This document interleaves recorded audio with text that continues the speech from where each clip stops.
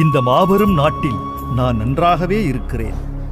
இதன் கோடிக்கணக்கான சிறுவர் சிறுமிகளை பார்க்கிறேன். எனக்குள்ளிருந்து அவர்கள் பற்றாத புனிதத்தை முகந்து இறைவனின் அருளை எங்கும் பரப்ப வேண்டும். ஒரு கிணற்றிலிருந்து நீர் இறைக்கிற மாதிரி. இது என் கதை. ஜெய்னுலாபுதீன் அஷியம்மாவின் மகன் கதை. தன் சகோதரனுக்கு உதவியாக பத்திரிகைகளை விற்ற ஒரு சிறுவனின் கதை. சிவசுப்பிரமணிய ஐயர் மற்றும் ஐயாத்துரை சாலவன் ஆகியோர் உருவாக்கிய பள்ளிச் சிறுவனின் கதை. பண்டாலை போன்ற ஆசிரியரால் போதிக்கப் பெற்ற மாணவனின் கதை. MGK மேனன் அவர்கள் அடையாளம் கண்டெடுக்க காவியமாகிப் போன பேராசிரியர் சாராபாய் அவர்கள் அணைத்து வளர்த்த ஒரு பொறியாளனின் கதை. தோல்விகளும் பின்னடைவுகளும் புடம்போட்ட ஒரு விஞ்ஞானியின் கதை. அதீத புத்திசாலிகளும் அர்ப்பணிப்பு உணர்வும் கொண்ட குழுவினர் துணை நிற்க வழிநடத்திய தலைவனின் கதை. இந்த கதை என்னோடு முடிந்து போகும். ஏனென்றால் என்னிடம் ஏதுமில்லை. எதையும் நான் சம்பாதித்து வைக்கவில்லை. எதையும் நான் கட்டி வைக்கவும் இல்லை. சொத்து என்று ஏதுமில்லை. குடும்பம் என்று எனக்கு யாருமில்லை. மகன்கள் இல்லை, மகள்களும் இல்லை. பிறருக்கு ஓர் உதாரணமாக இருக்க வேண்டும் என்பதல்ல என் ஆசை. என்றாலும் இதை செவிமடுக்கும் சிலர் ஒரு உத்வேகம் கொள்ளலாம். ஆத்ம வாழ்வு மட்டுமே தரக்கூடிய நிறைவான திருப்தியை அனுபவிக்க வரலாம். இறைவனின் அருளுக்கு நாம் வாரிசுகள். ஆவுல் என்ற என் கொள்ளுப்பாட்டனார், பக்கீர் என்ற என் பாட்டனார், ஜெய்னுலாபுதீன் என்ற என் தந்தை என் இவர் வழியாக வந்த தொப்புள் கொடி அப்துல் கலாமோடு முடிந்து போய்விடும். ஆனால் இறைவனின் அருள் என்றும் முடியப் போவதில்லை. அது நித்தியம்.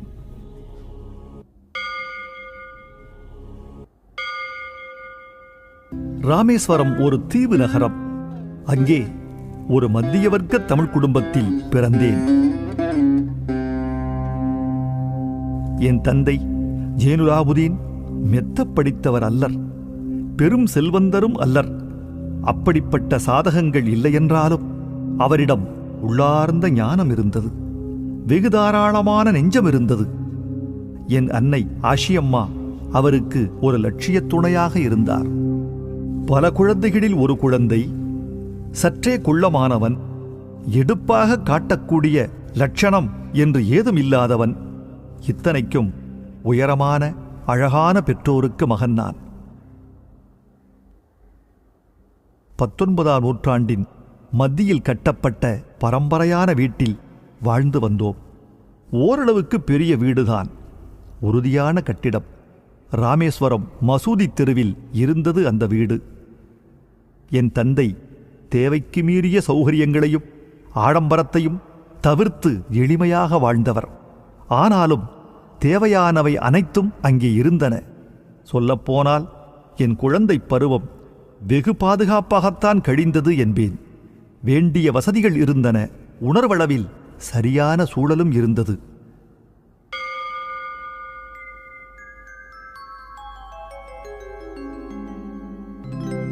புனிதத்தலமான ராமேஸ்வரத்தில் புகழ்வாய்ந்த சிவன் கோயில் என் வீட்டிலிருந்து 10 நிமிட நடைதூரத்தில்தான் இருந்தது.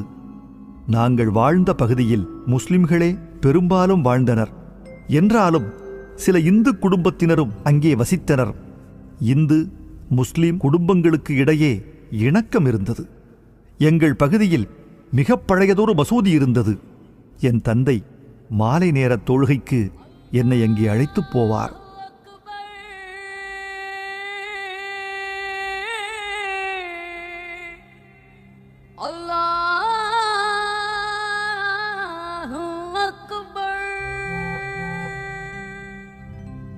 பக்ஷி லக்ஷ்மண சாஸ்திரி ராமேஸ்வரம் கோயிலின் ஆஸ்தான பட்டராக இருந்தார். என் தந்தைக்கு நெருக்கமான நண்பர். என் குழந்தை பருவத்து தெளிவான நினைவுகளில் இந்த 2 நண்பர்களும் தத்தம் பாரம்பரிய உடையில் ஆன்மீக விஷயங்களை அலசிக் கொண்டிருந்ததும் ஞாபகம் இருக்கிறது. மிகச் சிக்கலான ஆன்மீக கொள்கைகளையும் மிக எளிமையான பழகு தமிழில் எடுத்துரைப்பதில் என் தந்தை வல்லவர். ஒருமுறை என்னிடம் தொல்லைகள் வரும்போது உன் துயரத்தின் பயனை புரிந்து கொள். உனக்குள்ளேயே திரும்பி பார்த்து கொள்ள கிடைக்கும் சந்தர்ப்பங்கள்தான் வாழ்வின் தொல்லைகள் என்று சொல்லியிருக்கிறார். விஞ்ஞானமும் பொறியியலுமே என் உலகம் என்றாகிப்போன பின்னும் என் வாழ்நாள் முழுவதும் என் தந்தையை பின்பற்றவே முயன்று கொண்டிருக்கிறேன். குழப்பம், துயரம், தனிமை, தோல்வி என்றவற்றிலிருந்து ஒருவரை மீட்டெடுக்கும் தெய்வீக சக்தி ஒன்று உண்டு என்பதில் எனக்கு ஆழ்ந்த நம்பிக்கை இருக்கிறது. அவரவர் நதி மூலத்திற்கு இட்டுச் செல்வதும் இந்த சக்திதான்.